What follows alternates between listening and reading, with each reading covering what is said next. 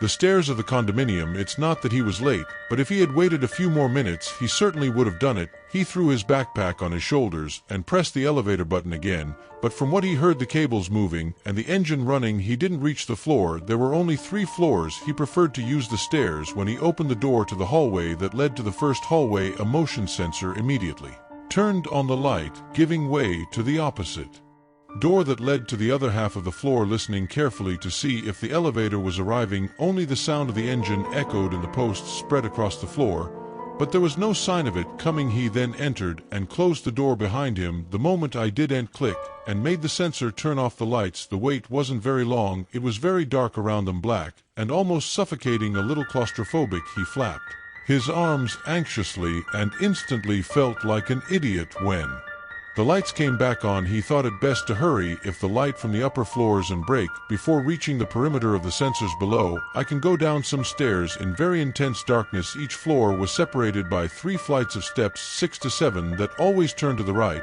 He goes down the first flight of stairs and comes across the darkness of the second floor that invades the second. He felt a slight tremor and began to go down faster, worrying when the lights on the second floor that were going to go out, the light below took a second to come on. When he reached the top of the 3rd floor, the next moment he heard a click where the lights above him going out. He better leave a little earlier.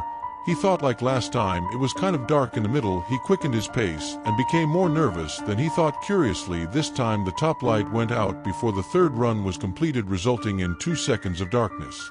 During those 2 seconds, he felt something scaring, something chasing him in the dark. He could feel and almost hear its breathing. The overhead lights were still off. The light on the floor where I was, like, that gave no one was there. Cold sweat ran down my back as I went down the stairs. It didn't make sense, but the faster I drove, the faster the lights went out, and the longer it took to turn on. He didn't know what floor he was on or how far he had to go. He heard footsteps but didn't know if it was mine, and they echoed up the stairs. He tripped and dropped his backpack. There was a clicking sound of the overhead light going out, and he didn't hear the sound of the next one. Lucia.